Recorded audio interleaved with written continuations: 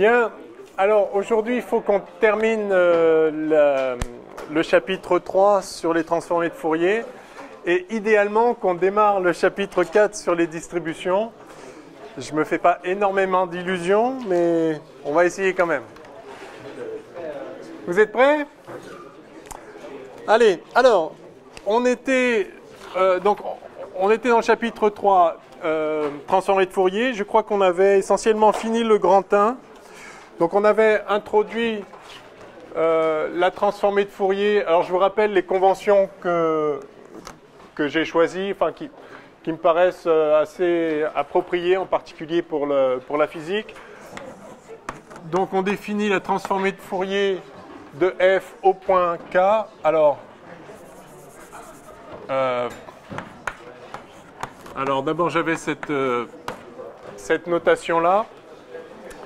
Je note f tilde de la transformée de Fourier de f, et elle est définie comme ceci. Donc f tilde en k, c'est 1 sur racine de 2pi, somme de moins l'infini à plus l'infini, de f de x, e puissance moins ikx dx. S'il vous plaît, on démarre? Moi j'ai démarré, hein. Ce serait bien que vous aussi démarriez. Donc je vous rappelle nos conventions, on avait ça. Alors on a vu que la transformation de Fourier, donc qui a une fonction f associée à une fonction f tilde, était en fait une application qui passait de l'espace L1, ou L1 de R si vous voulez, hein, donc les fonctions intégrables. Si vous avez une fonction dans L1, cette intégrale existe par définition. Ça, c'est donc les fonctions intégrables. Si f est intégrable, ça aussi c'est intégrable, hein, puisque le module de ça, c'est le module de f. Hein. Donc effectivement, sur L1, cette transformation de Fourier est bien définie. Et on a vu que ça faisait passer en fait dans l'espace L infini de R. Vous vous rappelez la norme infinie d'une fonction, donc la norme infinie de la transformée de Fourier en l'occurrence, par définition, c'est le sup pour k dans R de f tilde de k, module de f tilde de k, et ça on avait vu que c'était toujours inférieur ou égal, il suffit de le voir, hein, le module de f tilde de k, c'est le module de ça, qui est plus petit que la somme des modules, et la somme du module, c'est donc la somme du module de f, c'est précisément la norme 1 de f. D'accord ? Donc pardon, ça c'est la norme infinie, voilà, par définition. Donc vous passez, ça fait passer de l'espace L1 à l'espace L infini.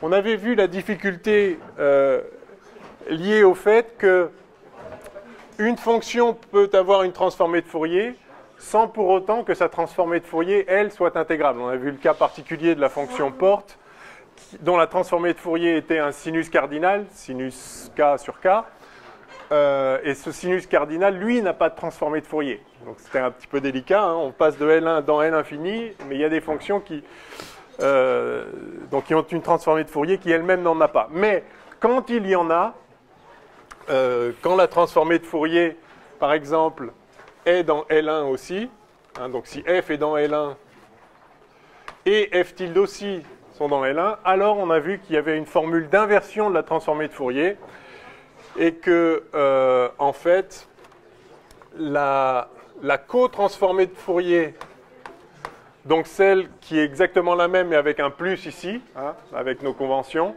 la co-transformée de Fourier de f tilde, eh bien c'est f. Donc dans ce cas-là, quand on peut inverser comme ça, l'inversion se passe gentiment. On retombe sur la fonction initiale en prenant simplement la co-transformée de Fourier. Bien. Excusez-moi. Oui, non. Ok. Alors, ce qu'on va faire maintenant, c'est regarder quelques propriétés de la transformée de Fourier, parce qu'on n'avait pas eu le temps de faire ça. Donc, grand 2, propriétés. On ne va pas voir toutes les propriétés de la transformée de Fourier, mais un certain nombre qui sont utiles. Et puis, vous allez voir, je vais vous montrer un peu le principe et vous verrez vous-même comment étendre ce genre de calcul. Donc je vais commencer par des propriétés élémentaires.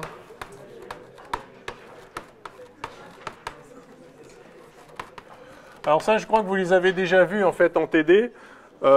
Oui.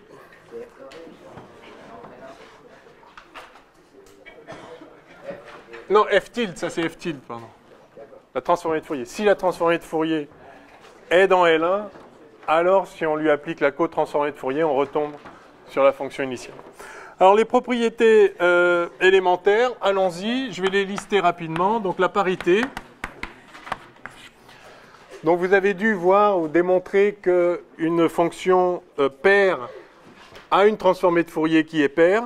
Et pareil pour impair. Alors je vais le démontrer. Juste une fois. Alors donc je vous rappelle la définition. F tilde de K, c'est ça. Tiens, je vais l'encadrer. Voilà. Donc si vous calculez maintenant la transformée de Fourier de la fonction qui à x attribue f de moins x, d'accord? Je vais appeler comment cette fonction? Je vais l'appeler f-, tiens, je sais pas. La transformée de Fourier de f-, en K, ça vaut quoi? Par définition de la transformée de Fourier, donc ça va faire 1 sur racine de 2pi, pareil, somme de moins l'infini à plus l'infini, de la fonction, alors la fonction en x, elle vaut f de moins x par définition, donc f de moins x, e puissance moins i kx, dx, donc ça c'est la transformée de Fourier de la fonction qui à x associe non pas f de x mais f de moins x. Et bien ça, comme vous le voyez, si je fais le changement de variable là-dessus, x donne moins x, ça me donne donc somme, alors si je fais x donne moins x, ça va inverser l'ordre ici, donc je vais mettre un signe moins, somme de moins l'infini à plus l'infini, de 1 sur racine de 2pi, f de x, e puissance i kx dx. Voilà. Où est-ce que je me suis trompé? Pourquoi j'ai pas écrit pareil sur ma feuille?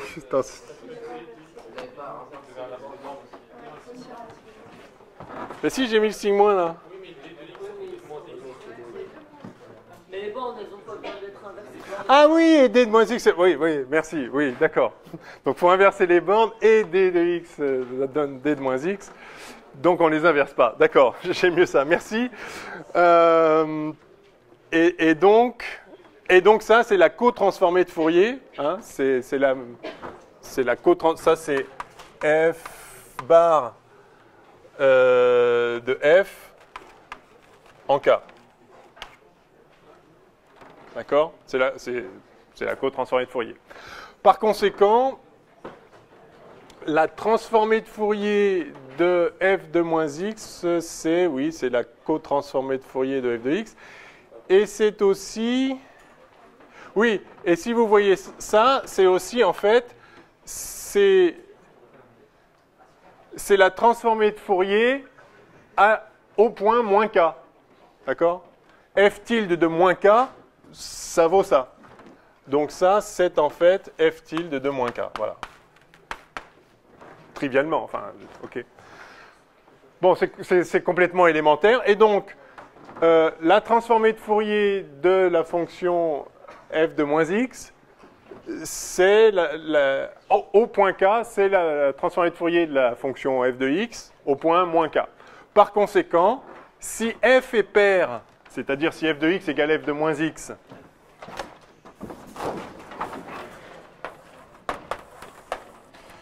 si f est une fonction paire, par définition, quel que soit x, f de x égale f de moins x, enfin, f de moins x égale f de x.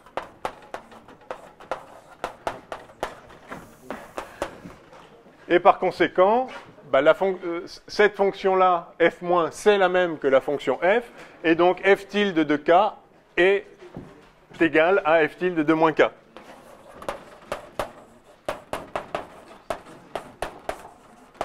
c'est-à-dire que f tilde est pair aussi. Bon, ok. Maintenant, si f est une fonction impaire,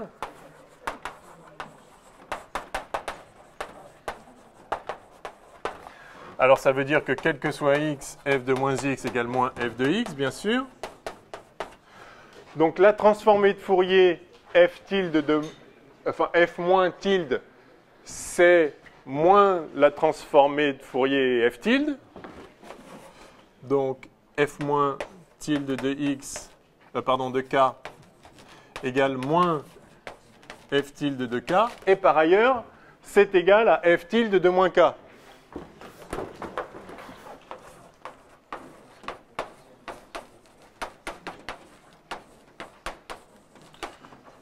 Par conséquent, f tilde de moins k égale moins f tilde de k. Et donc f tilde est impair. Bon, ok. Donc c'est complètement trivial, il suffit d'écrire le truc, ça prend une ligne. Enfin, si on ne se gourre pas sur le signe moins. Voilà. Donc si une fonction est paire, sa transformée de Fourier est paire. Si une fonction est impaire, la transformée de Fourier est impaire. C'est bon à savoir.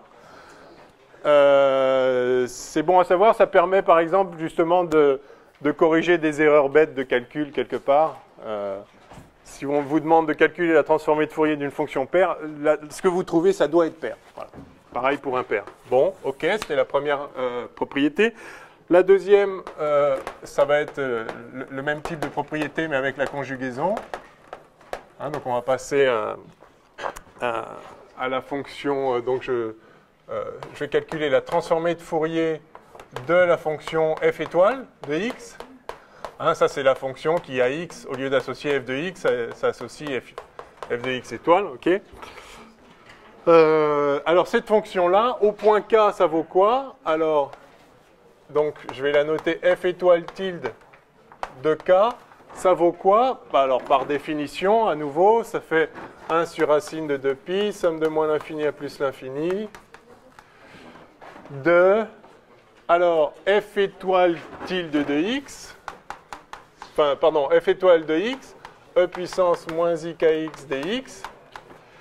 Et tout ça, c'est le conjugué, le complexe conjugué de 1 sur racine de 2pi, f de x puissance ikx dx. Hein, c'est tout ça étoile. Et ça, c'est f tilde de moins k. Okay. Et donc, j'ai f étoile tilde de k qui vaut f tilde de moins k étoile. Bon. Ben voilà. Du coup, si f est réel,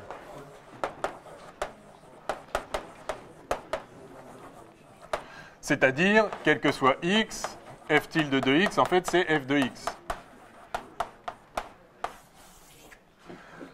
Si f est réel, alors, qu'est-ce qu'on peut dire de la transformée de Fourier? Eh bien, on peut dire que donc f tilde égale f, hein, donc ça, ce f tilde de k, c'est ce f étoile tilde de k, c'est f tilde de k.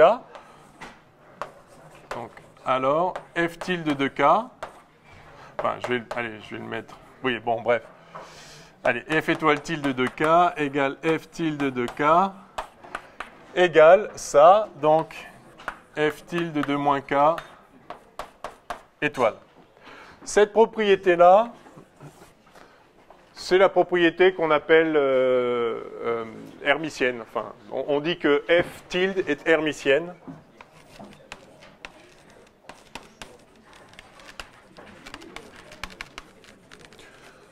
Alors, c'est le même mot que pour les matrices. On dit qu'une matrice est hermitienne si elle est égale à sa transposée conjuguée. Là, une fonction est dite hermitienne si elle est égale à sa transposée conjuguée en quelque sorte. Vous passez de k à moins k et vous prenez le conjugué. Bon. Enfin, c'est une définition. En tout cas, cette propriété, si f est réel, alors f tilde vérifie ça. Et si f, est, au lieu d'être réel, est imaginaire pur,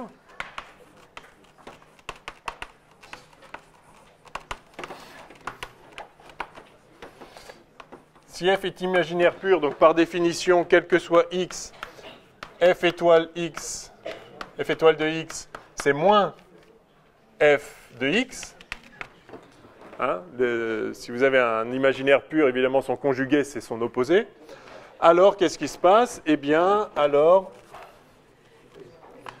f tilde de k, hein, ce truc-là, ça, pardon, allez, je vais le faire comme ça. Donc, on a f étoile de k qui vaut, par définition, f étoile, c'est moins f, donc c'est moins f tilde de k, et ça, c'est ça par ailleurs, donc f tilde de moins k étoile. Donc vous avez f tilde de k qui vaut moins, ou f tilde de moins k, enfin bon bref, vous avez ça. F tilde de moins k, c'est le complexe conjugué, c'est moins le complexe conjugué. Là, enfin bref, d'accord, c'est l'opposé de ça. Et ça s'appelle anti-hermitienne. Donc f tilde est anti-hermitienne.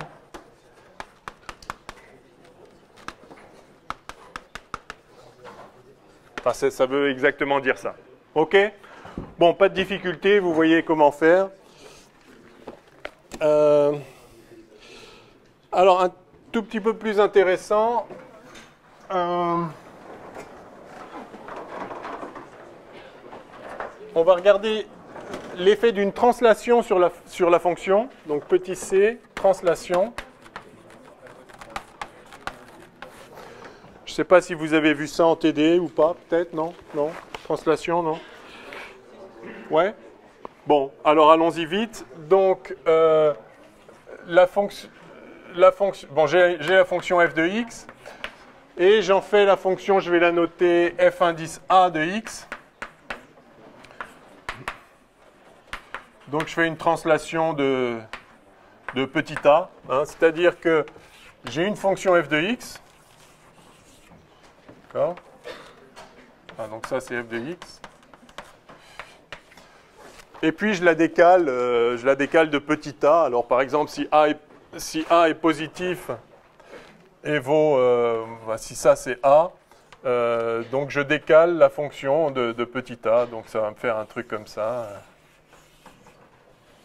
D'accord. Enfin, partout, je la décale de petit a, quoi. OK. Enfin, bon... Je translate la fonction de petit a. Du coup, que vaut f indice a de x? Eh bien, en un point x donné, ça vaut ce que valait l'autre fonction en x moins a. D'accord? Donc, f indice a de x, c'est en fait f de x moins a. D'accord? Je la décale, donc en un point x, j'ai la valeur que j'avais en x moins a. OK? Enfin, a pourrait être négatif, dans mon dessin il est positif, mais dans tous les cas, cette formule, elle est valable, elle vaut ce qu'elle vaut.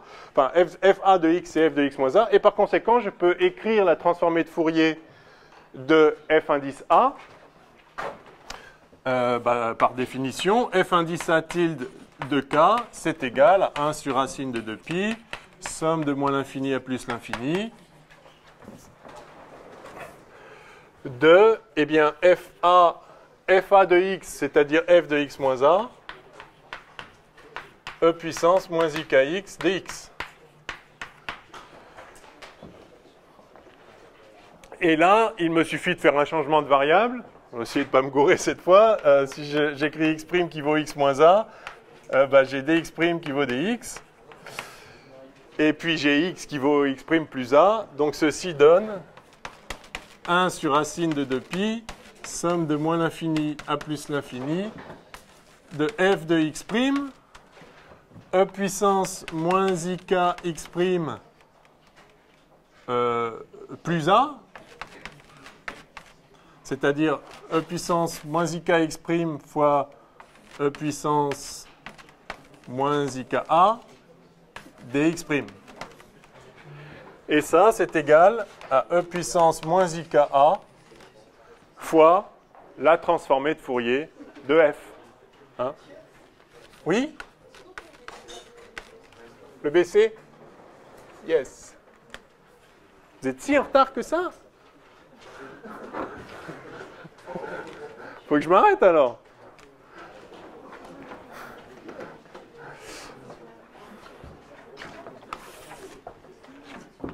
Est-ce que tout le monde y est? Je vais faire une pause le temps que tout le monde rattrape. Non, c'est bon? Bon, d'accord. Ok, donc j'ai juste fait le changement de variable. Et donc vous voyez que faire une translation sur la fonction f, ça revient à faire ce qu'on appelle une modulation sur la fonction f tilde, sur la transformée de Fourier. Ça, vous voyez que la transformée de Fourier de la fonction translatée, c'est la transformée de Fourier, mais modulée par un e puissance moins ika ici. Hein. Donc en fonction de k, c'est une phase qui tourne à la pulsation a. D'accord ? Donc si vous avez la transformée de Fourier d'une fonction quelconque, eh bien vous avez la transformée de Fourier de sa translatée. C'est juste une modulation de la première. Alors ça, par exemple, c'est utile si vous calculez la transformée de Fourier de la gaussienne centrée sur 0, et vous vous demandez, mais c'est quoi la transformée de Fourier de la gaussienne centrée sur A, enfin, ou sur x0, bah, vous remarquez que vous avez juste une translation de x0, et donc ça va être la même transformée de Fourier que la première, c'est-à-dire, comme vous le savez, une gaussienne aussi, etc., simplement modulée par e puissance moins ik x0 ici. D'accord ? Donc une translation sur la fonction, ça fait une modulation sur la transformée de Fourier. Bon, ok. Et puis, dernière de ces propriétés élémentaires, un changement d'échelle.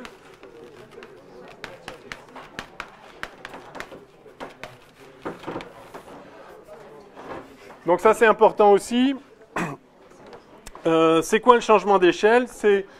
L'idée, c'est que vous avez, alors je vais l'appeler, je vais appeler g de x égale f de lambda x. D'accord?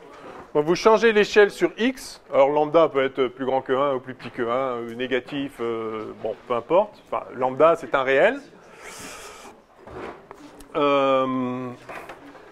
Et donc lambda dans R. Hein. Et je me pose la question, quelle est la transformée de Fourier de G?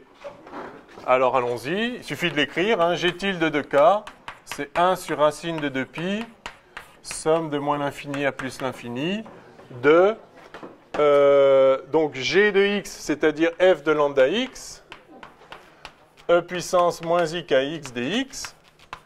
Et puis là, on va faire le changement de variable x' égale lambda x. Donc on a dx' qui vaut lambda dx. Et donc ça fait 1 sur racine de 2pi. Alors, lambda peut être positif ou négatif. S'il est négatif, c'est exactement ce que là, mon problème de tout à l'heure. S'il est positif, tout va bien, ça ne change pas l'ordre. Et puis le dx', ça vaut, en fait, ça vaut module de lambda dx, c'est positif. S'il est négatif, vous avez un sigma sur le dx, et du coup, il faut inverser les bornes. Donc finalement, si on prend le module de lambda, enfin sa valeur absolue, on n'a pas besoin de changer les bornes, et on a, donc on a f de x', e puissance moins i k, donc x c'est x' sur lambda, et donc dx' sur module de lambda. Vous êtes d'accord avec ça? Hein, s'il est positif, c'est évident, et s'il est négatif, du coup ça c'est moins lambda, et comme j'ai pas inversé les bornes alors que j'aurais dû, donc ça tombe juste. Ok? Donc voilà ce qu'on a, et ça, comme vous le voyez, par définition, enfin par définition de la transformée de Fourier de f, ça c'est 1 sur module de lambda fois la transformée en k sur lambda. Donc f tilde de k sur lambda. D'accord? Donc voilà ce que nous dit ce petit calcul. Hein. Vous voyez, à chaque fois, c'est une ligne. Il suffit d'écrire la définition, faire le changement de variable qui va bien, et on a la réponse. OK?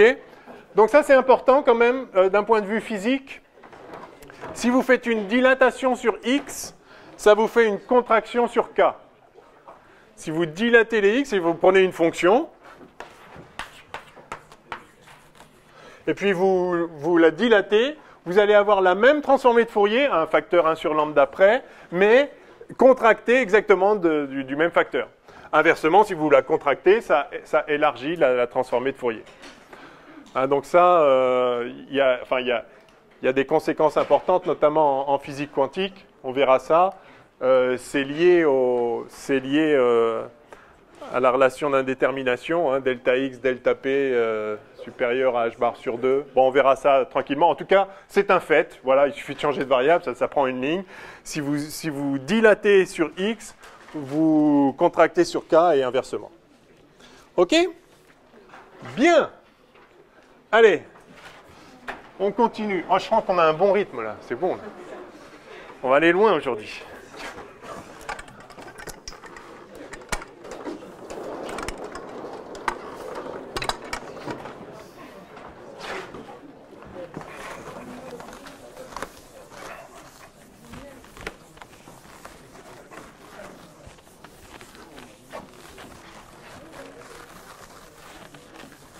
Alors, petit b, une propriété un tout petit peu moins élémentaire, mais enfin quasiment autant, la dérivation.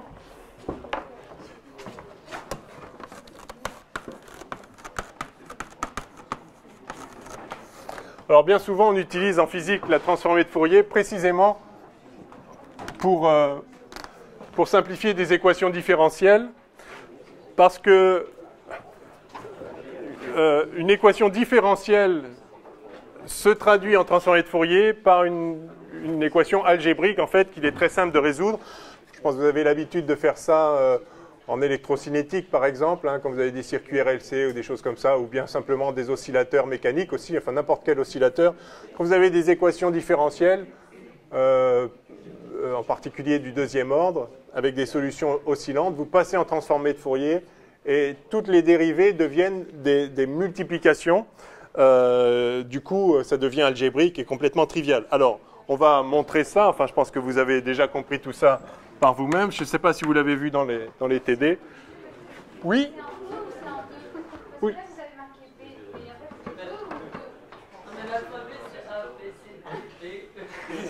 Ah ouais. Non, deux. Ouais, 2. Pardon, petit 2. Yes.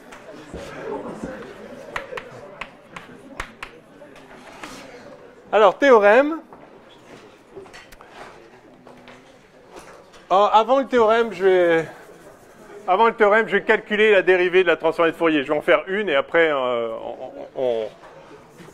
on extrapolera, enfin, on généralisera.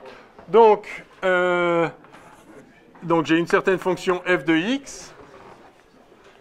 Et j'ai donc f tilde de k qui vaut 1 sur racine de 2pi, somme de moins l'infini à plus l'infini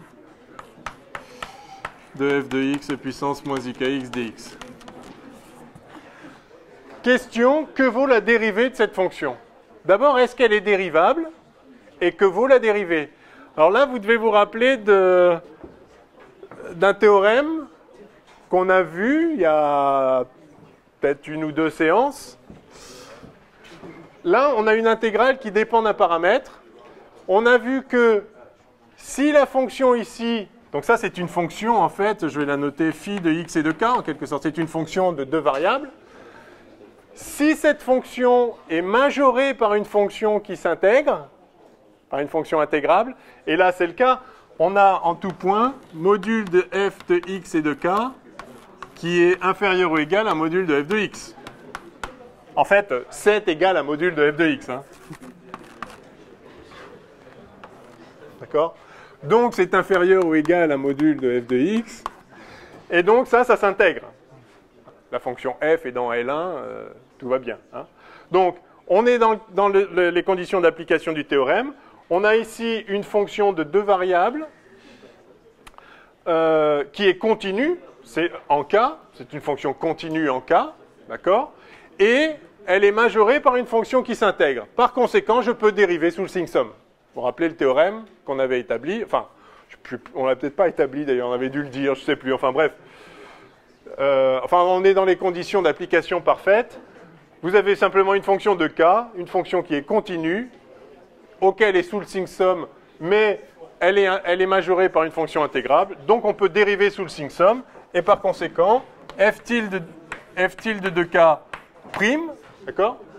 Enfin, f tilde prime de k, la dérivée de cette fonction au point k, ben, c'est égal à 1 sur racine de 2pi, somme de moins l'infini à plus l'infini de la dérivée de ça par rapport à k. Et la dérivée de ça par rapport à k, ça vaut moins ix, moins ix f de x, e puissance moins ik dx.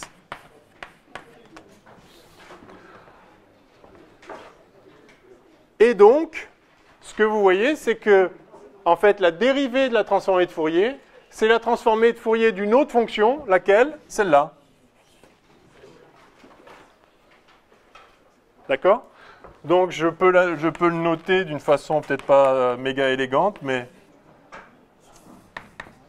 c'est tilde de tout ça au point K. OK?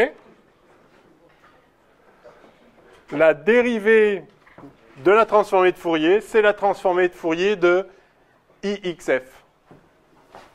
Enfin, de la fonction qui à x associe moins ix f de x. J'ai dit ix, je voulais dire moins ix, bien sûr. Enfin, voilà. OK? Et ça, bah, ça se généralise, hein, puisque ceci est vrai pour n'importe quelle fonction, donc c'est aussi vrai pour celle-là. Donc si je dérive une fois de plus cette transformée de Fourier, ça va être la transformée de Fourier de moins ix fois celle-là, c'est-à-dire moins ix au carré fois f. Et donc, théorème.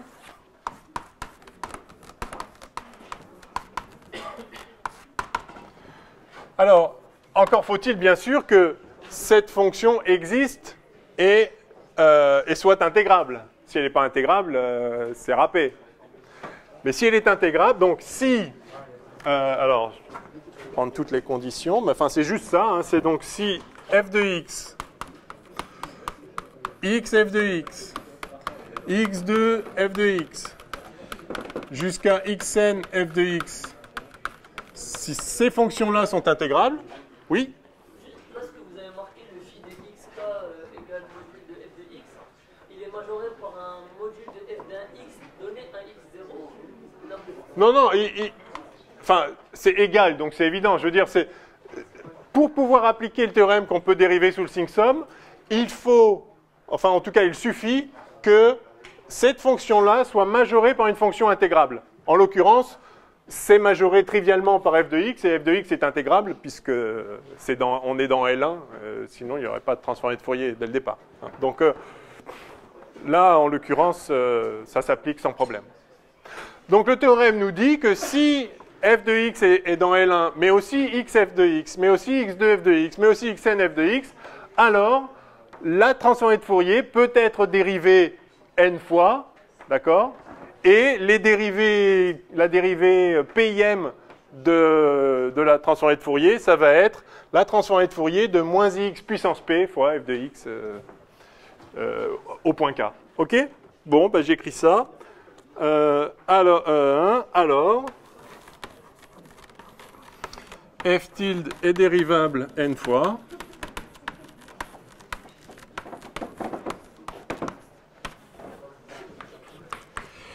Et, alors, je vais noter comme ça, la dérivée PIM de f tilde calculée en K, c'est égal à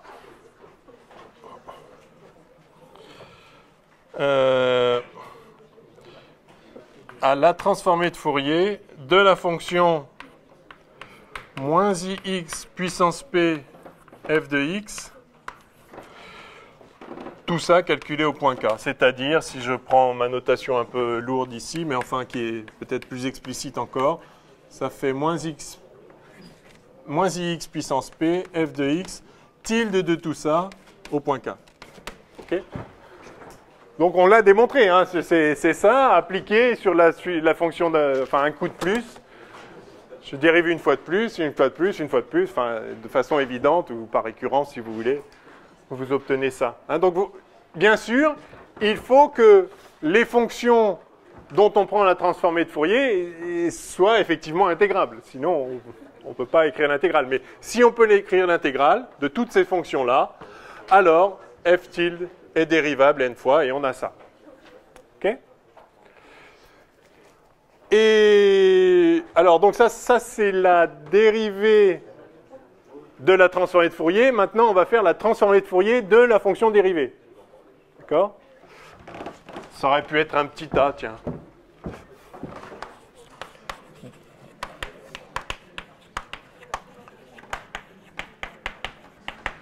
Dérivée de la TF, et maintenant on va faire TF de la dérivée.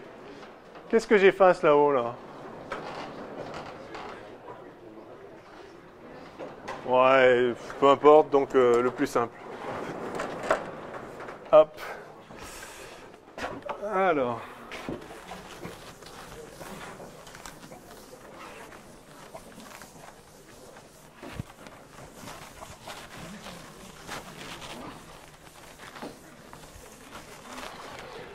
Alors, petit b.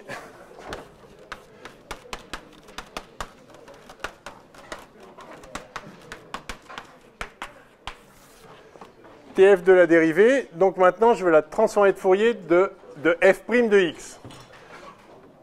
Donc, c'est f' tilde de k. Ah, c'est pas f tilde prime, là c'est f' tilde. Je prends la transformée de Fourier de la dérivée. Donc par définition, c'est 1 sur racine de 2pi, somme de moins l'infini à plus l'infini de, alors, f' de x, e puissance moins ikx dx.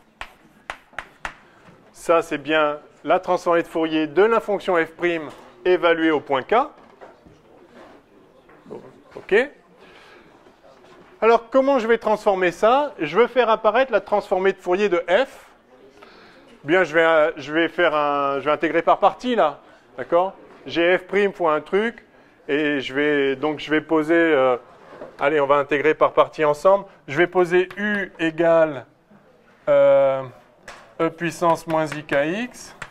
Je vais poser dv égale f' de x dx.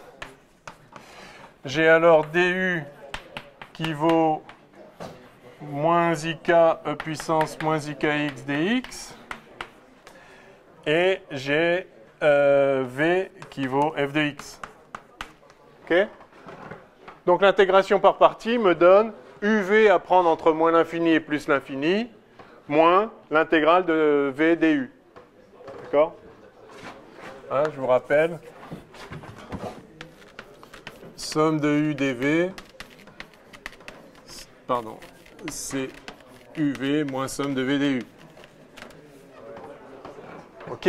Règle de Leibniz, etc. Donc ça fait... Alors, UV, c'est-à-dire ça fois ça à l'infini,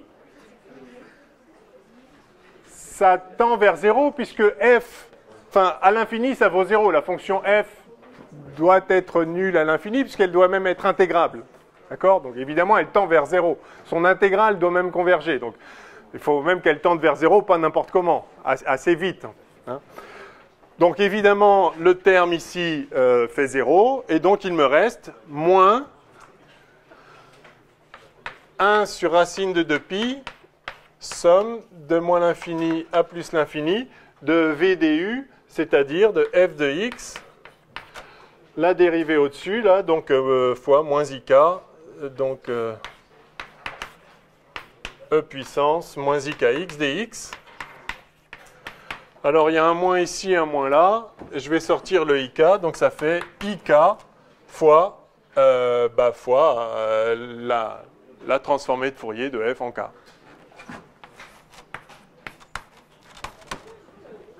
Voilà, donc la transformée de Fourier de f', c'est ik fois la transformée de Fourier de f. Super simple. Du coup, la dérivée seconde, c'est ik au carré fois f tilde de k, et la dérivée de troisième, c'est ik au cube fois, etc. Donc vous voyez que les dérivées se remplacent par des k fois le truc. Donc ça devient algébrique. C'est pour ça que c'est très très pratique pour résoudre les équations différentielles de passer dans l'espace conjugué, dans l'espace de Fourier, enfin de considérer la transformée de Fourier. Donc vous obtenez la transformée de Fourier algébriquement, et après vous faites la transformée inverse pour retomber à la fonction. Et hop, vous avez résolu l'équation différentielle. C'est quand même pas mal. Merci Fourier. Ok, donc théorème. Théorème, eh bien allons-y. Théorème. Si f est dans L1 et f de classe Cn, hein, c'est-à-dire dérivable continuellement n fois,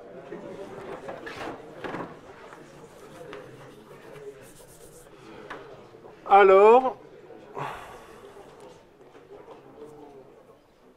quoi? Oui, alors... ah non, attendez. Non, si. Oui, et ce qu'il faut... Attendez, c'est où? C'est quoi mes conditions? Si f est de classe Cn... Oui, et il faut en plus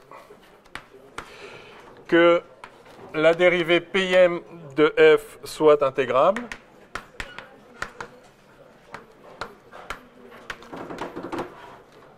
Pour P égale 1 jusqu'à N.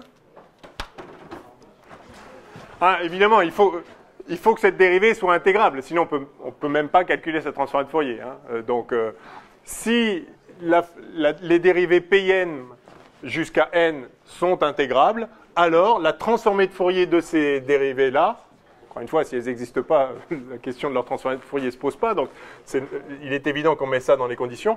Si on a ça, donc, eh bien, la transformée de Fourier f de la dérivée Pm,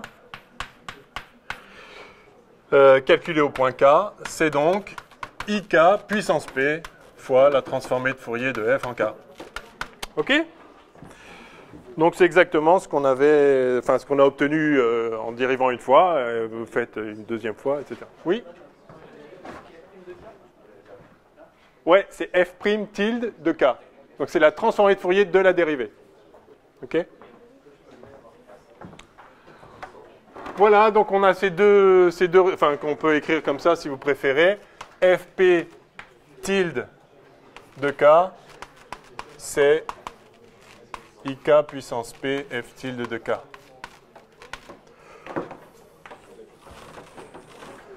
La transformée de Fourier de la dérivée Pm, c'est ik puissance P fois la transformée de Fourier de la fonction. Yes? Voilà, donc on a ces deux résultats.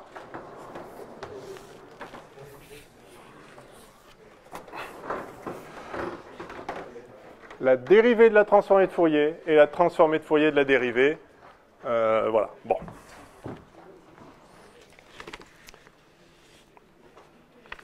Super. Alors, troisièmement...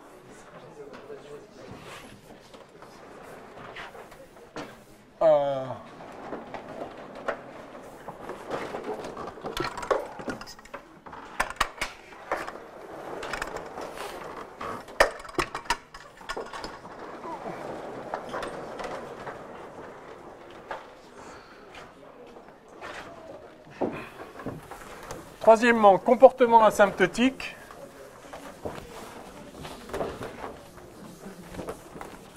On va essayer de donner un sens intuitif à ce qu'on vient d'écrire là.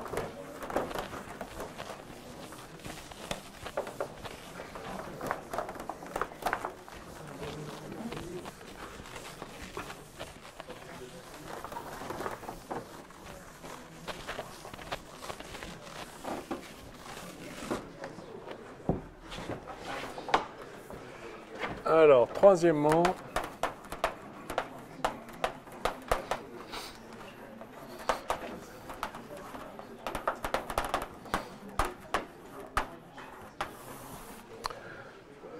comportement asymptotique. En fait, ce que vous voyez là,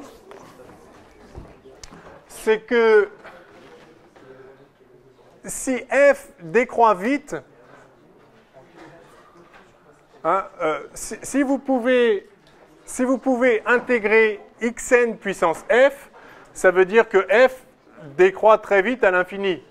Hein, puisque xn puissance f, si f décroît pas vite, xn ça monte très vite lui par contre. Donc il faut que f décroisse au moins comme xn plus 1, d'accord, voire même xn plus 2. D'accord? Donc dire que les x puissance n fois f doivent être intégrables, c'est dire que la fonction f doit décroître très très vite. Et donc ce qu'on voit, c'est que si f décroît très vite, alors sa transformée de Fourier est très régulière. On peut la dériver n fois. Inversement, si la fonction est très régulière, alors sa transformée de Fourier va décroître très vite, elle aussi. D'accord? Donc il y a une propriété comme ça, donc on va juste formaliser ici. Mais l'idée c'est ça, c'est que si vous avez une fonction très régulière, c'est-à-dire beaucoup de fois dérivable, ça implique un comportement asymptotique pour sa transformée de Fourier. Inversement, si une fonction a un certain comportement asymptotique, c'est-à-dire à l'infini, qu'elle décroît bien vite, alors sa transformée de Fourier va être bien régulière, c'est-à-dire dérivable un grand nombre de fois. Donc, je vais directement énoncer ça.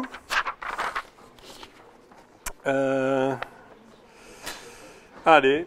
Ah, alors oui. Définition. Ah non. Ah tiens. Ah oui, non. Pardon. Donc, qu'est-ce que je voulais dire? Oui. Si f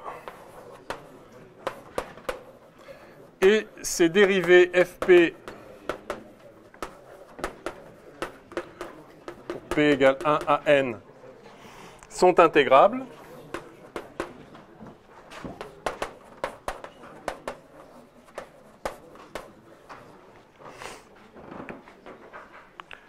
c'est-à-dire si f est bien régulière, alors, quel que soit k, dans R, hein, bien sûr, f tilde de k module est inférieur ou égal à 1 sur module de k puissance n, somme de moins l'infini à plus l'infini, fn de x dx. OK? Donc vous voyez ce résultat là?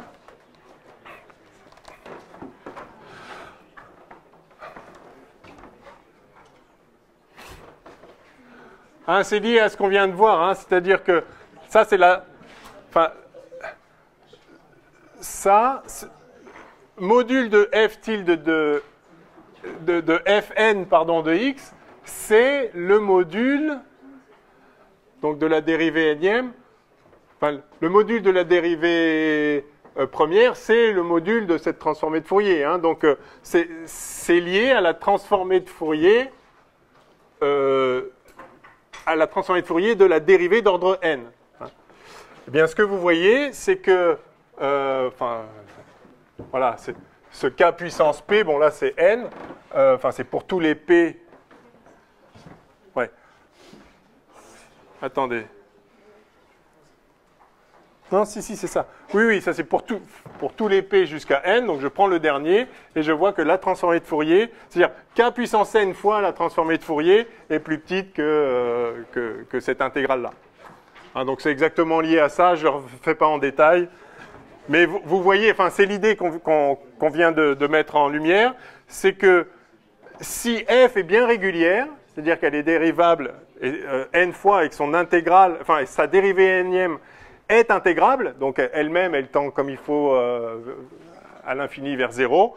Donc si fn est très régulière, alors vous pouvez dire que la transformée de Fourier de f décroît à l'infini au mieux comme 1 sur k puissance n. Elle est peut-être même encore plus petite que ça, elle s'écrase peut-être même encore plus vite, mais en tout cas, elle s'écrase au moins comme 1 sur k puissance n si la fonction est dérivable n fois. C'est ça que ça veut dire.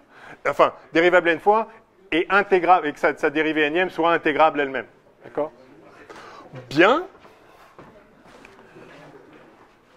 Voilà, si toutes ces dérivées sont intégrables, alors la transformée de Fourier décroît au moins comme 1 sur k puissance n. Et la contrepartie de ça, c'est que si f et les fonctions x puissance pf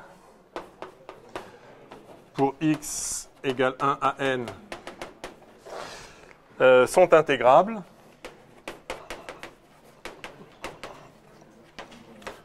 c'est quasiment ce qu'on vient de voir, mais avec une condition explicite sur le module de la fonction. Alors, quel que soit k dans R, le module de la dérivée énième de la transformée de Fourier est plus petite que la somme dxn f de x module dx.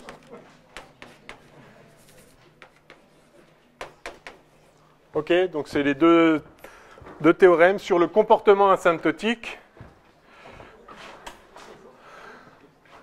Si la fonction f est très dérivable, est proprement dérivable et que ses dérivées sont intégrables, alors vous avez une information sur le comportement asymptotique de la transformée de Fourier. Inversement, si la fonction a un comportement asymptotique tel que jusqu'à x puissance n f de x est intégrable, c'est-à-dire que f décroît suffisamment vite, alors la dérivée énième de f non seulement existe, ce qu'on vient de voir, mais est en fait majorée par ceci, donc ça vous donne une idée de la régularité de la transformée de Fourier.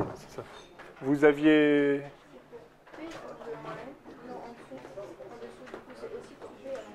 Pour P... Ah oui, bien sûr, pour P égale 1. Oui, bien sûr. Donc si c'est dérivable jusqu'au rang n, la transformée de Fourier décroît au moins comme 1 sur k puissance n. A l'inverse, si la fonction décroît de telle sorte que jusqu'à x puissance n f de x, la fonction soit intégrable, alors sa transformée de Fourier est dérivable n fois et elle est majorée comme ceci. Enfin, sa dérivée énième est majorée comme ceci. Bon. Notez-le, enfin, retenez pas forcément par cœur ça, retenez simplement cette idée générale que plus la fonction est régulière, plus sa transformée de Fourier décroît vite, et plus la fonction décroît vite, plus sa transformée de Fourier est régulière. Donc il y a un jeu comme ça. Allez, grand 3. Ah non, mince. Quatrièmement. Oui? Oui? Ça va décroître plus vite que n'importe quelle puissance de... Oui. Alors justement, on y vient. Et c'est ça le quatrièmement, c'est les fonctions à décroissance rapide.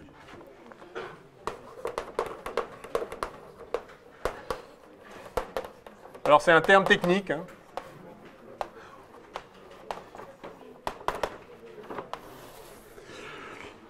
Donc définition. On appelle fonction à décroissance rapide. Allons-y.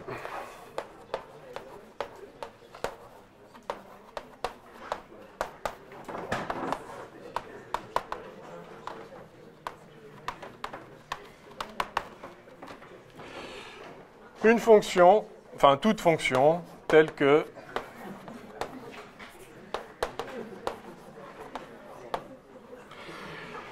quel que soit n dans l'ensemble des entiers, la limite quand x tend vers plus ou moins l'infini de module de x puissance n f de x égale 0. Donc c'est exactement ce que vous aviez vu venir. On va considérer ici des fonctions qui décroissent à l'infini plus vite que n'importe quel x puissance n. Quel que soit n, la limite de x puissance n f de x est égale à 0. Donc ça décroît très très vite, plus vite que n'importe quel polynôme, quel que soit son degré. Alors, est-ce que ça existe des fonctions comme ça? Oui, bien sûr. E puissance moins x2, ça décroît plus vite que n'importe quoi. Hein. La gaussienne, elle est écrasée à l'infini, mais écrasée de chez écrasée, quoi. Enfin, E puissance moins x aussi, ça suffit. Hein. Je mets la valeur absolue parce qu'en x négatif, sinon ça croît très très vite. Donc ça aussi, c'est une fonction à décroissance rapide. De manière générale, toute fonction à support borné, trivialement, est à décroissance rapide.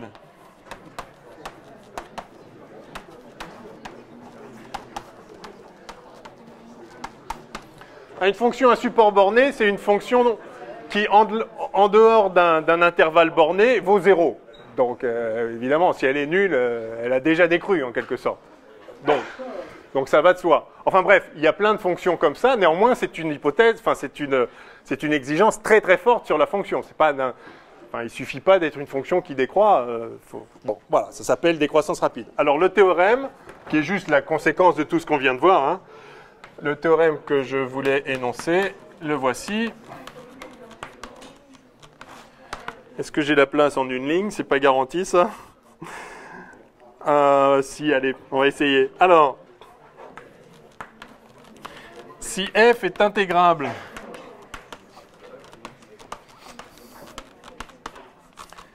et à décroissance rapide,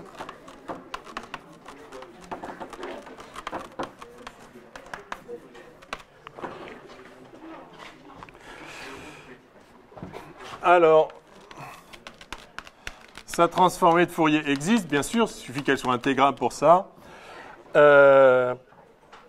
Et elle est de classe C infini, comme vous l'aviez vu venir, et de classe C infini.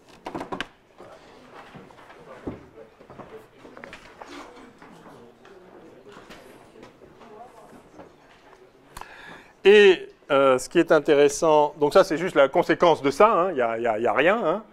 Et ce qui est intéressant aussi, c'est la phrase suivante que je vais écrire quelque part. Ah. Je peux effacer là? Non. Hein. Je sens que non.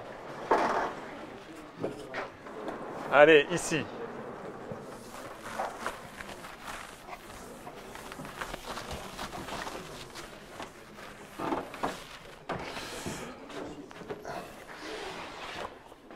Donc on montre aussi, il faut un tout petit peu plus de boulot, mais donc je ne vais pas le montrer, mais vous voyez l'esprit. Si f est intégrable dans L1, si une fonction de L1 est C infini avec toutes ses dérivées intégrables,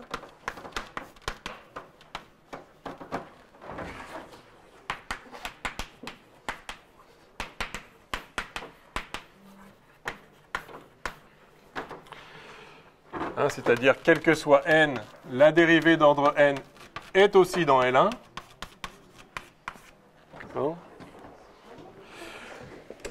C'est quoi la conclusion? Si on a ça, d'après vous, qu'est-ce qu'on peut dire sur f tilde? Compte tenu de tout ce qu'on vient de voir. Je crois que je l'ai entendu. Absolument. Elle est à décroissance rapide. Bravo, voilà.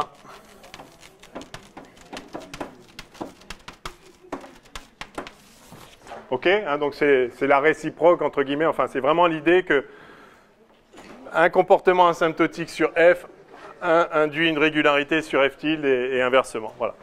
Donc si f est C infini et toutes ses dérivées sont intégrables, alors f tilde est à décroissance rapide. Ce qui est intéressant. Bon. Pour la gaussienne, on le sait, effectivement, elle est à décroissance rapide. Toutes ses dérivées, et elle est C infini, ses dérivées, toutes ses dérivées sont intégrables. Et évidemment, sa transformée de Fourier est aussi à décroissance rapide. En fait, la transformée de Fourier d'une gaussienne, c'est une gaussienne. Mais ce sera vrai pour n'importe quelle fonction qui vérifie ces hypothèses-là. Bien. Alors, maintenant, le grand 3, celui que vous attendiez tous, celui pour lequel on a fait tout ça. On va maintenant définir la transformée de Fourier dans L2 de R. Là, on était dans L1 de R depuis le début. Hein, je vous ai dit... Bon, je vais effacer, je fais l'introduction après. Qu'est-ce que Allez, je vais prendre l'autre là-haut. OK. J'ai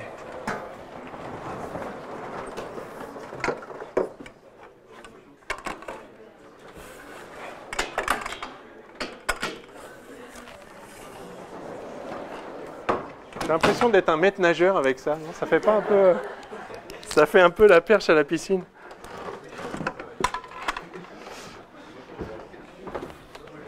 Comme j'ai pas souvent l'impression d'être un maître nageur, ça me...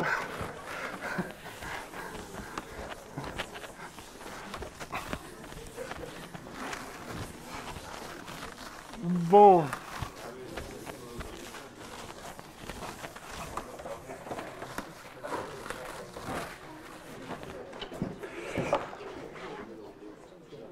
Allez, grand 3.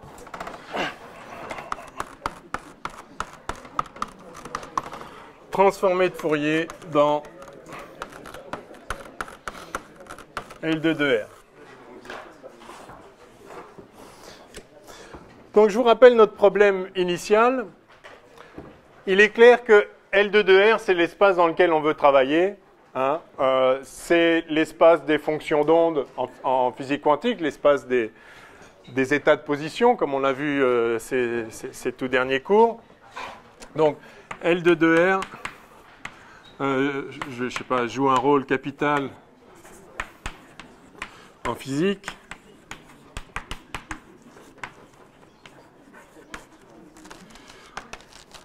Donc, encore une fois, c'est l'espace des fonctions en physique quantique, mais même en physique classique, vous avez rencontré L2 de R plein de fois. Si vous avez par exemple... Donc ça, L2 de R, je vous rappelle, c'est l'espace des fonctions de carré sommable. Si vous avez par exemple un champ électromagnétique ou un rayonnement lumineux, vous savez que l'énergie associée aux ondes, c'est la somme des modules au carré de l'amplitude. Hein. L'amplitude, c'est bien, mais l'intensité, c'est-à-dire là où est l'énergie ou la puissance, c'est la somme du module au carré. Hein, donc, si vous avez un phénomène d'amplitude A, enfin, je sais pas, mettons à une dimension, sinon A de R, l'énergie, ça va être la somme des modules de A de X carré dx. Hein. Pareil, si vous avez un signal qui dépend du temps, vous avez, si vous faites de l'analyse des signaux, un signal qui dépend du temps, c'est pareil, vous allez avoir son énergie, ça va être la somme des modules de f de t carré dt hein, au cours du processus. Donc, les fonctions de carré sommable sont naturelles en physique parce que l'énergie est toujours le carré de l'amplitude, en gros, hein, pour les phénomènes ondulatoires. Et donc, ça, ne serait-ce qu'en physique classique et en physique quantique, je pense qu'on a suffisamment discuté ces fonctions de carré sommable. Leur intérêt en physique quantique, c'est que à cet espace-là, qui est un espace de Hilbert, est associé de façon naturelle une structure hermitienne, hein, avec la somme des f étoile g dx qui donne le produit scalaire, et la norme qui est précisément la norme 2, c'est-à-dire la somme du carré, enfin du module au carré de la fonction. Donc, c'est évident qu'on veut travailler dans cet espace-là. Or, ce qu'on a dit au tout début, c'est que malheureusement, il y a des fonctions, donc je vais mettre hélas, hélas, sinon ce serait trop simple, il y a des fonctions qui sont de carré sommable, mais qui ne sont pas sommables elles-mêmes.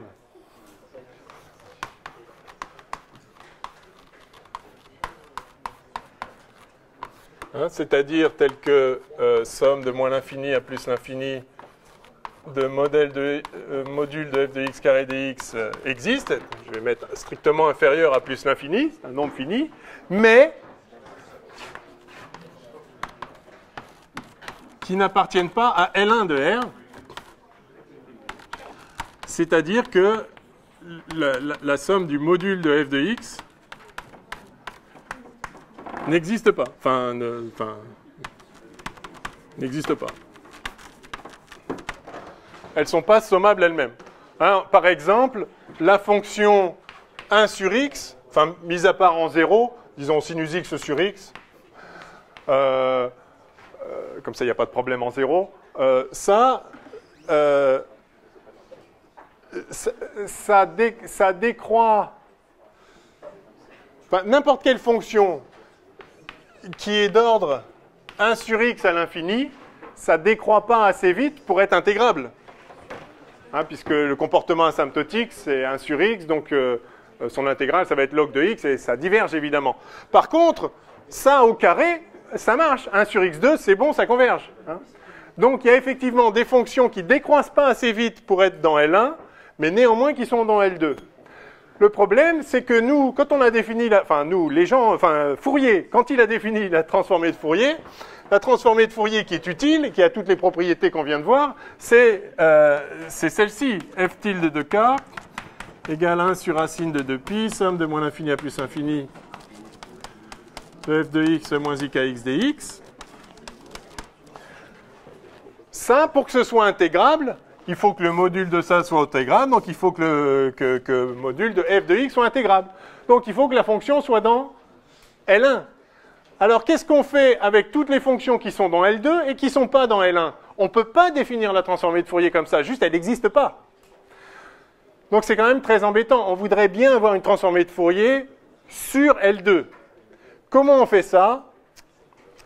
Eh bien, on peut, grâce au petit truc que je vais présenter maintenant. Donc, on va définir en fait la transformée de Fourier dans ce qu'on appelle l'espace de Schwartz, le fameux S qu'on a rencontré là récemment en physique quantique. Donc, je vais définir proprement cet espace.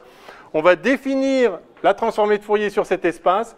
Après, on va dire que cet espace-là, il est dense dans L2 et on va en déduire une façon de définir la transformée de Fourier dans L2 par continuité de la transformée de Fourier. Donc il y a 2-3 étapes, mais le programme est très clair. On ne peut effectivement pas définir brutalement la transformée de Fourier dans L2, juste parce que ça n'existe pas, enfin, l'intégrale ne converge pas. Néanmoins, on va définir la transformée de Fourier sur un espace qui est dense dans L2, c'est-à-dire que n'importe quelle fonction de L2 pourrait être approchée comme limite d'une suite d'un espace dans lequel la transformée de Fourier est bien définie et est continue. Donc c'est assez magique, mais bah, c'est beau, quoi. Enfin, ça marche. Alors allons-y. Ça, c'était juste l'intro. Je vais faire donc premièrement l'espace de Schwartz, S.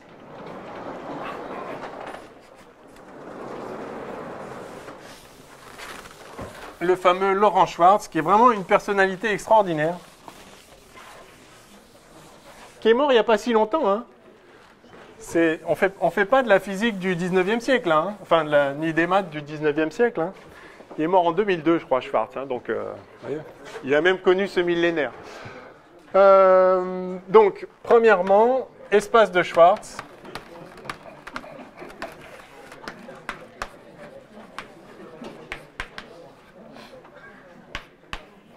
S. Alors, premièrement, définition.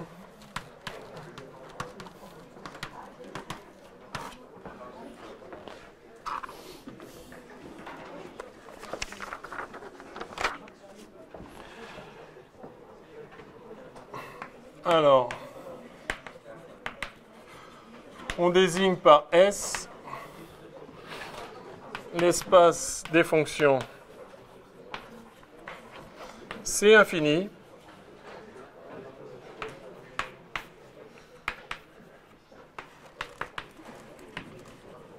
à décroissance rapide. Donc maintenant, on a vu l'intérêt d'avoir des fonctions à décroissance rapide, hein, c'est que leurs transformées de Fourier vont se comporter gentiment. Mais là, on exige, en plus d'exiger que la fonction est à décroissance rapide, on va exiger que toutes ces dérivées énièmes sont elles-mêmes à décroissance rapide. C'est...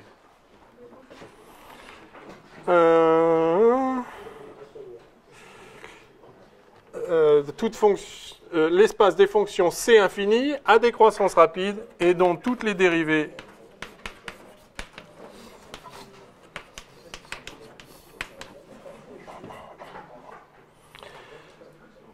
sont à décroissance rapide.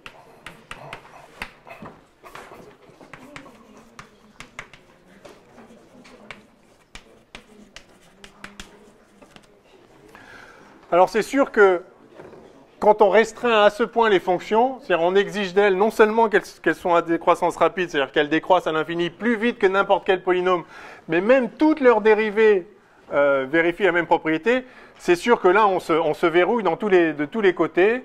Les fonctions qui sont dans cet espace-là, elles vont se comporter gentiment. Et donc on va pouvoir énoncer des choses générales sur elles. Et le truc extraordinaire, c'est que bien que ça a l'air de restreindre énormément les fonctions, en fait, cet espace-là est quand même dense dans L2 de R. C'est-à-dire qu'on peut approcher n'importe quelle fonction par des fonctions qui ont ce formidable comportement parfaitement propre à l'infini. D'abord, elles sont C infini et toutes leurs dérivées sont très très bien, se comportent bien gentiment. Alors,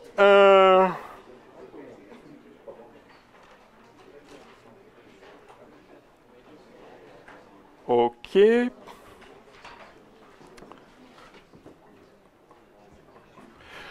Allez, tout de suite, théorème.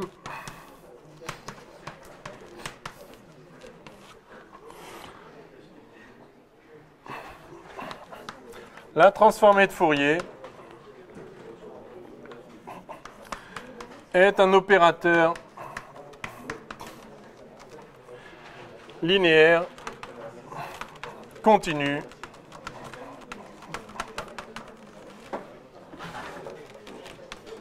de S dans S.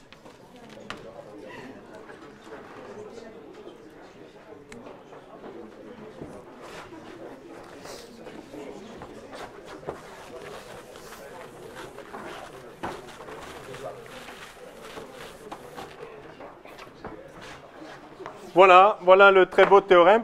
Donc pas très surprenant compte tenu de ce qu'on vient de dire.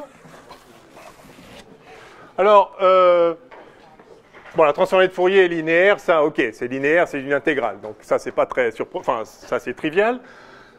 Le fait qu'elle soit de S dans S, ça veut dire que si F est dans S, c'est-à-dire elle est à décroissance rapide et toutes ses dérivées aussi, alors sa transformée de Fourier,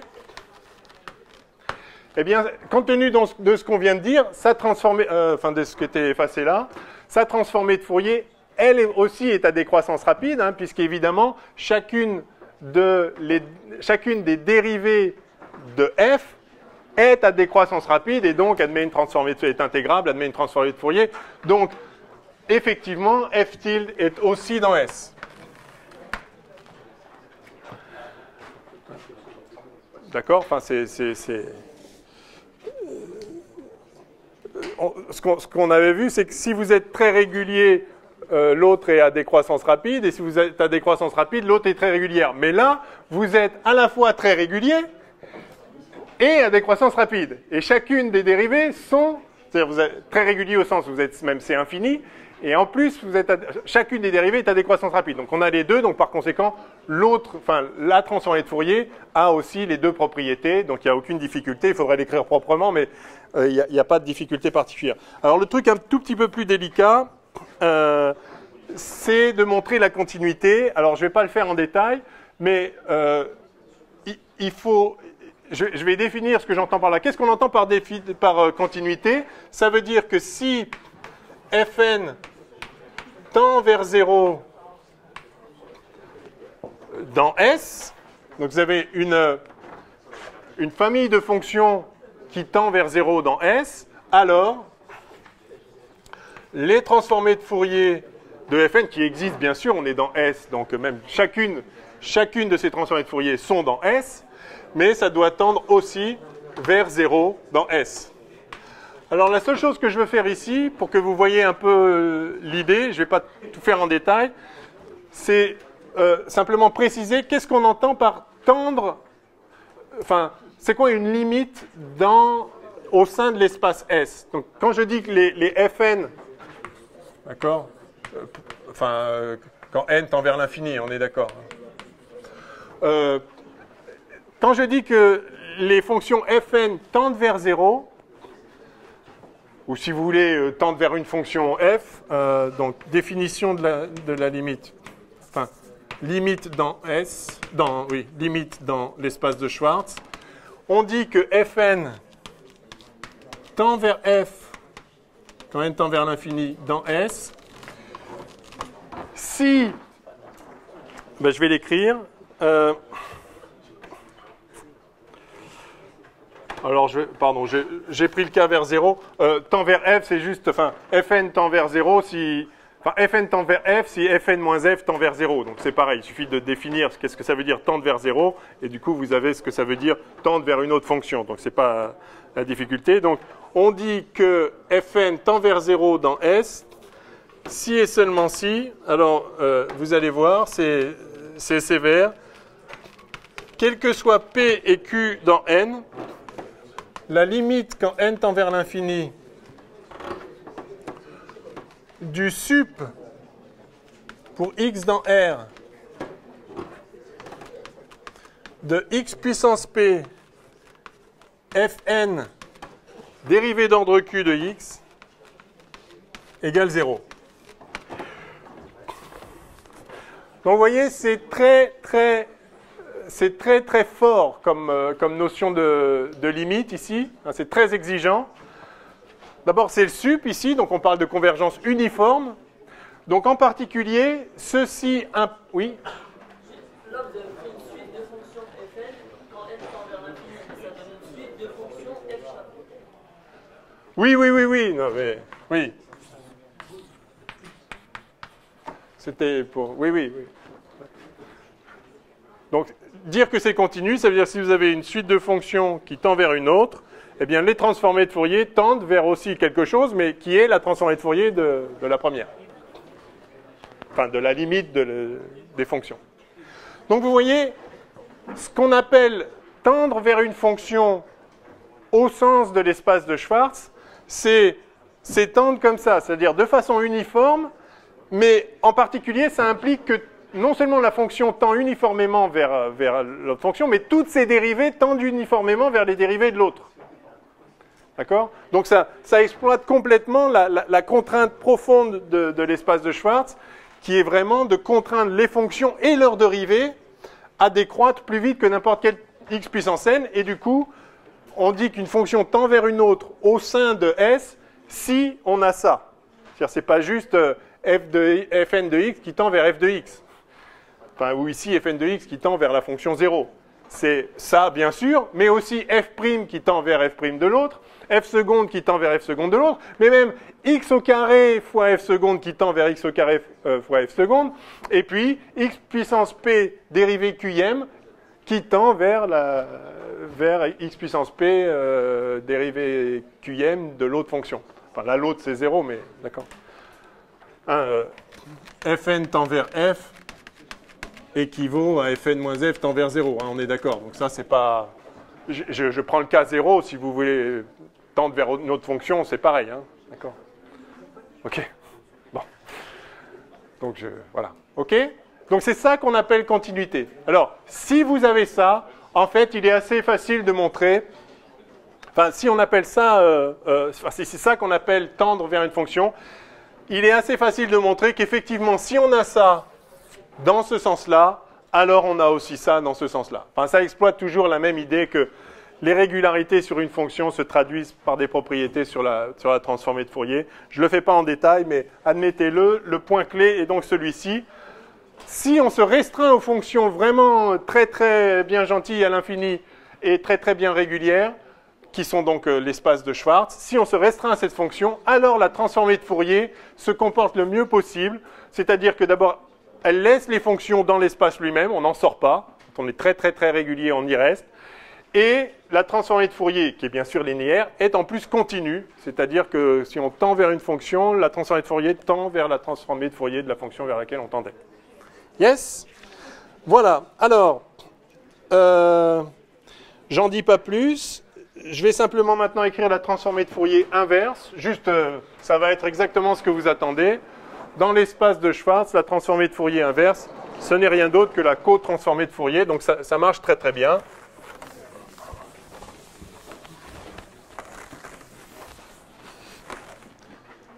Donc c'est un petit, je sais plus quoi.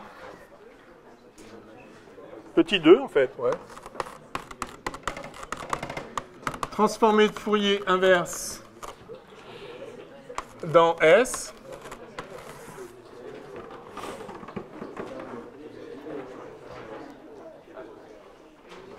Alors, on a vu que la transformée de Fourier fait passer de L1 à L infini, si on ne fait pas attention. Hein. Si on part de L1, on va dans L infini. C'est ce que j'ai rappelé au tout début du cours, ce qu'on a vu la dernière fois.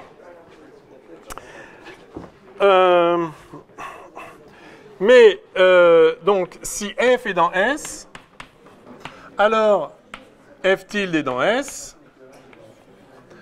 Donc, ce qu'on vient de voir.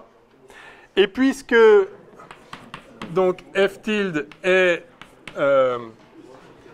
si elle est dans S, en particulier, elle est intégrable et continue.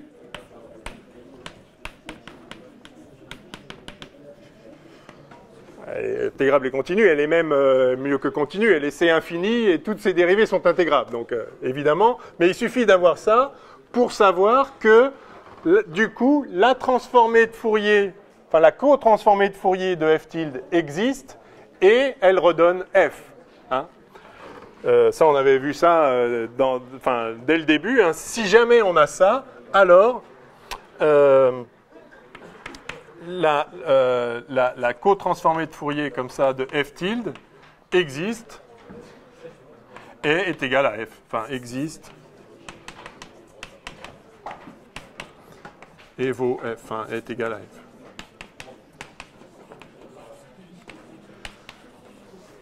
OK? Alors en fait, le théorème qui peut se démontrer nous dit que la transformée de Fourier, donc théorème, la transformée de Fourier est une application linéaire bijective et bicontinue, je vais expliquer tout de suite ce que c'est, de S dans S. Et son inverse est donc f moins 1 d'une fonction quelconque, c'est la co-transformée de Fourier de la dite fonction. OK? Alors, bon, là aussi, dans l'esprit, c'est pas surprenant. Ce qu'on entend par donc ça linéaire et continue, c'est ce qu'on vient de voir. Elle est bijective, c'est-à-dire qu'on peut obtenir,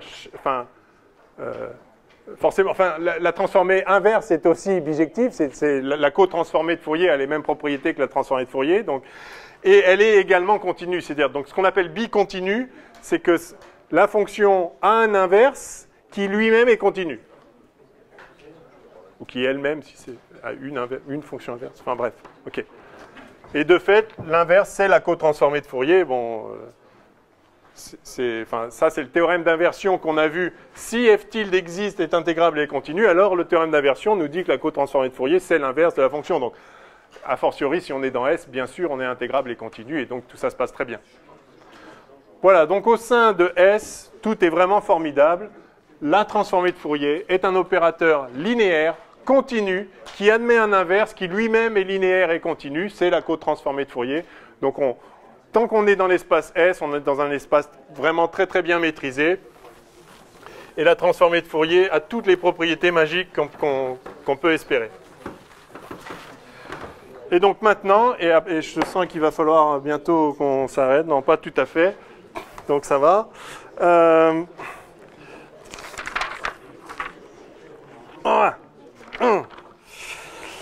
Allez, je vais faire un petit lemme.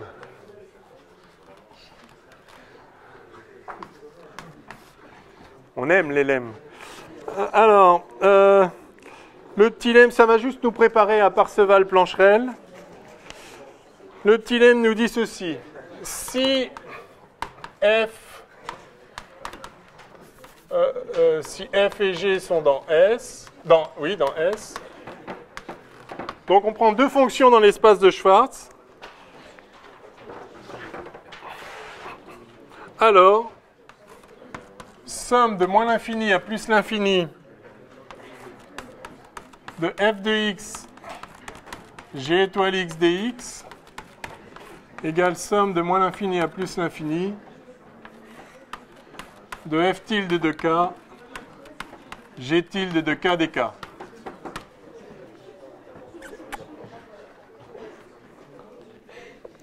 C'est sympathique ça? Non? Oui? Oui. Allez, on va montrer ça.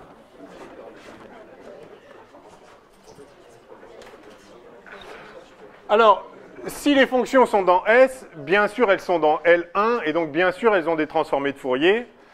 Eh ben, il suffit d'écrire. Alors, je vais partir de là, et puis on va arriver là très vite. Je vais écrire que f de. Alors, je vais écrire que f de x, c'est la co-transformée de Fourier de f tilde de k. Donc allons-y. Donc ça fait. Donc je pars de là. Hein, égale somme de moins l'infini à plus l'infini de. Alors, donc sur dx là. Donc f de x, c'est la somme. C'est somme de moins l'infini à plus l'infini de 1 sur racine de 2pi f tilde de k e puissance i kx avec le plus cette fois dk. Hein, c'est la co-transformée de Fourier, transformée de Fourier inverse si vous voulez. Donc f de x s'obtient à partir de f tilde de k comme ça. Tout ça fois g étoile de x dx. Ça, c'est égal à... Alors, Fubini, d'accord? On va inverser l'ordre des intégrales. Toutes ces fonctions sont dans S, elles se comportent merveilleusement. Enfin, on est dans les conditions d'applicabilité de tous les théorèmes du monde. Donc, je vais simplement inverser l'ordre des intégrales. Je somme sur dx puis sur dk. Je vais faire donc la somme de moins l'infini à plus l'infini sur dk de... Alors, je sors f tilde de k, qui ne dépend que de k, donc pas besoin d'être dans l'intégrale de x.